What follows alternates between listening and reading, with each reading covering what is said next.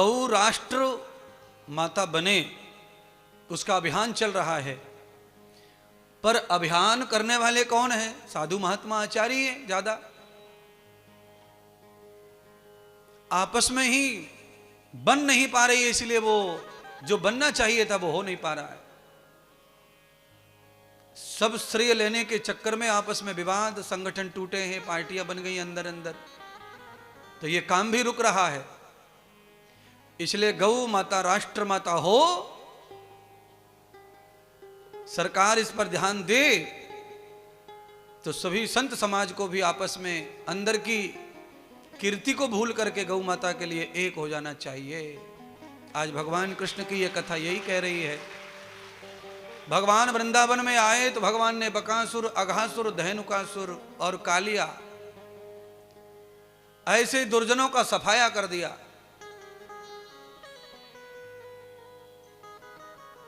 और निर्मल जल कर दिया यमुना जी का।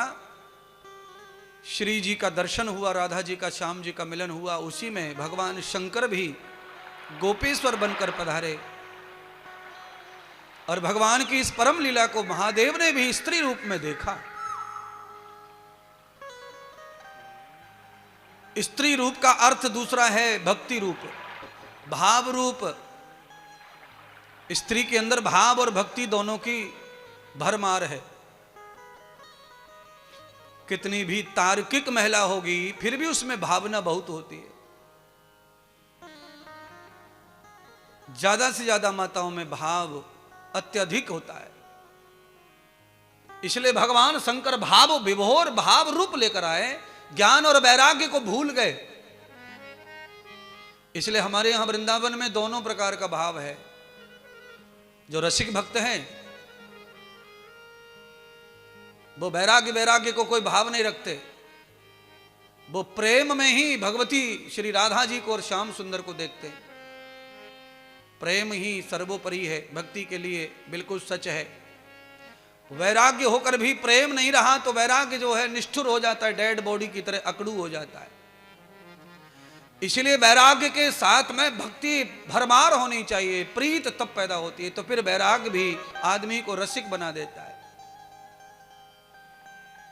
पर कभी कभी जो वैराग्य है वो आदमी को टेढ़ा मेढ़ा ले जाता है भक्ति के रूप में।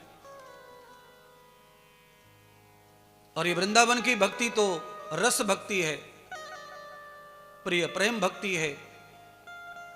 यहां ईर्षा, घृणा, द्वेष का कोई जगह ही नहीं है। वो होनी नहीं चाहिए। अगर है तो आप लोगों में किसी में।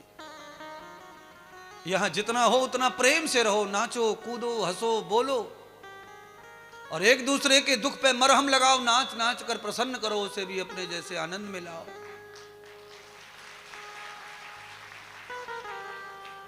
कभी कभी तो यहां भी ऐसा हो जाता है कि दूसरे का नाच अच्छा है तो कैसे गिराऊं, हमें से तो नचना रो अच्छो, अजी बड़ो मलूक नाच रही है, तो दूसरी सखी वह पटकवे डोले।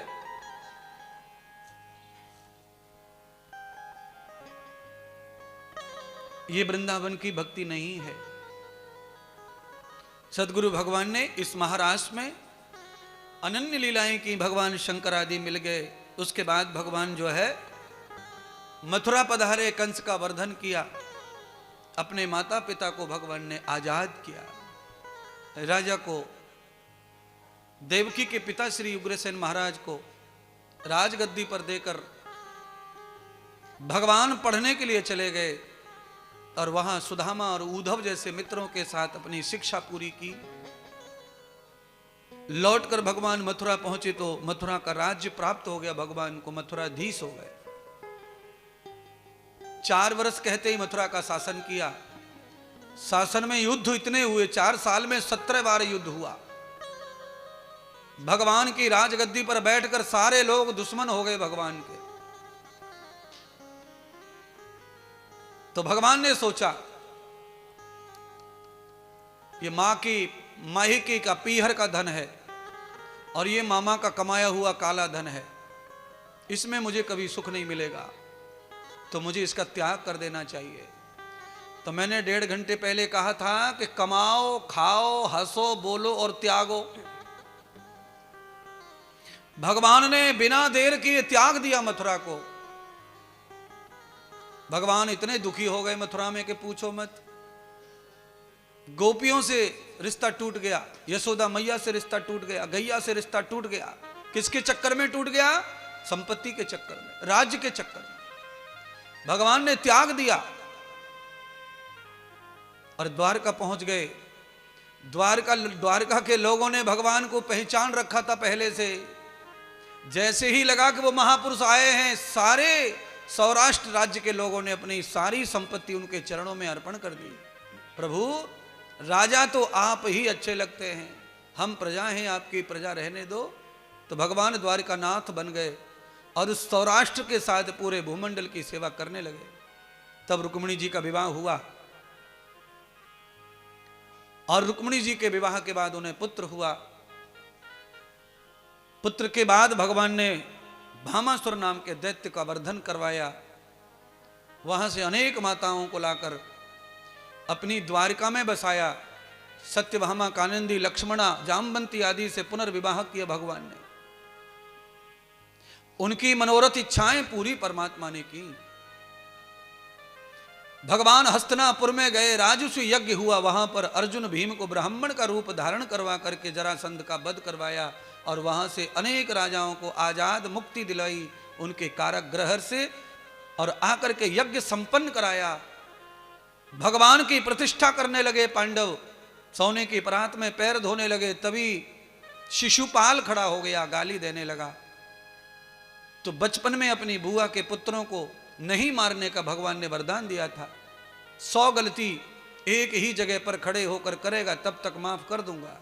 तो आज अति कर दी शिशुपाल ने, तो भगवान ने अति सर्वत्र वर्जते, भगवान ने दोनों को समाप्त कर दिया। जय और विजय भगवान विष्णु के पार्षद, उनका ये तीसरा अंतिम जन्म था। प्रभु ने पार कर दी उनकी नैया। उसके बाद भगवान के चरण पूजे गए और फिर संत महात्माओं को भोजन कराया गया। और उस भोजन की प्रसादी की झूठी पत्तल परमात्मा ने उठाई। संतों की सेवा भगवान ने की और भगवान के हाथ लगने के कारण पत्तल जहां डाली जा रही हैं, पत्तल से गिरा हुआ एक भी कण पानी का किसी भी जीव के शरीर पर लग गया, वो जीव शरीर से सोने का हो गया। कहते ही एक न्योबला खेत से निकलकर आ गया था और जहां महात्मा संतों ने पैर हाथ धोए थे झूठे, वहां पर पानी में लौट के चला गया, सोने का हो गया। साधु महात्मा के झूठे हाथ का पानी सोने का बना देता है हृदय को, मन को, बुद्धि को, चित्त को, शरीर को। तो साधु महात्मा जब भी भोजन करने घर पे मौका देवे तो उनके हाथ धोने वाला पानी पी जाओ, छिड़क लो, नहा लो, धो लो। और पहले वाले में संकोच लगे कि मैल मक्कड़ होगा, तो दूसरा जो खाने वाला है वो तो जरूर ही धो के पी जाओ। क्यों? यथारथो रसमृतम, जीभा का सारा अमृत उनकी उंगलियों में प्रकट हो जाता है खाते खाते भोजन। और वो हमें लार मिल जाए उनकी, तो हमारे शरीर का सारा तापमान सिद्ध हो जाता है। झूठा खाने से बीमार होते हैं ज्यादातर, पर झूठा खाने से बीमारी दूर भी होती है। कुत्ते का झूठा खा लो बीमार हो जाएंगे, गैया का झूठा खा लो बलवान हो जाएंगे। झूठे झूठे में फर्क है।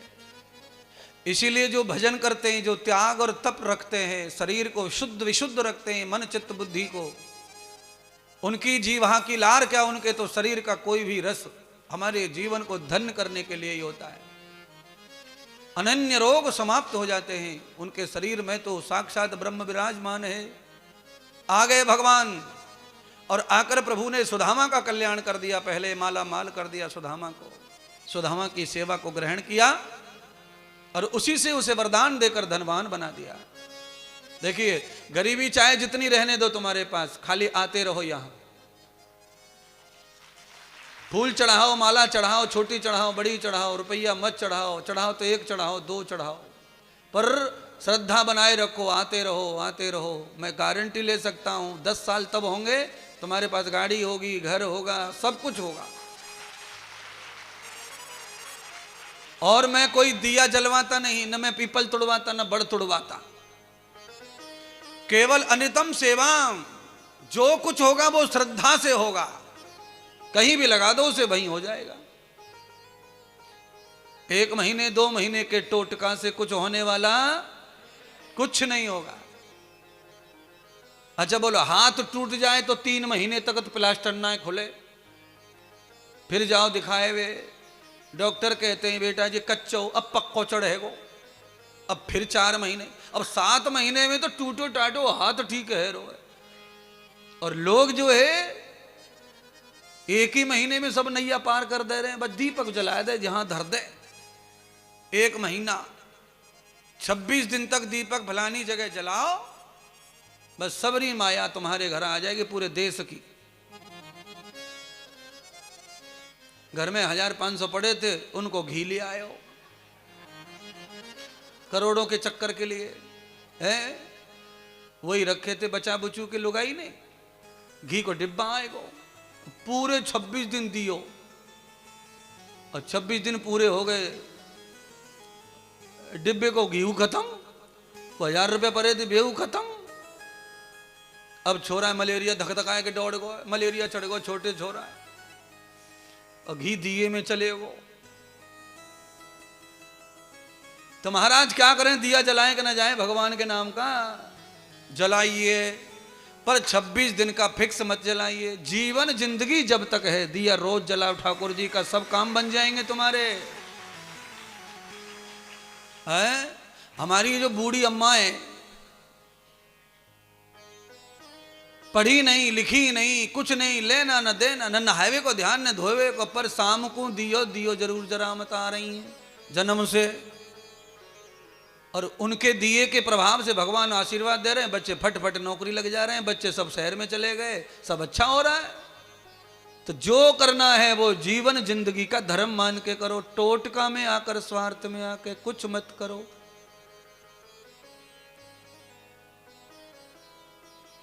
उद्धव जी को परम ज्ञान दिया भगवान ने,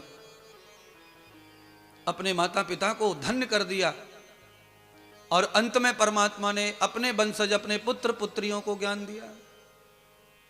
समय समाप्त हो गया, भगवान अदृश्य हो गए, चले गए। जिन्होंने भगवान के उपदेश को माना वो धन्य हो गए, जो नहीं माने उनका नाश हो गया।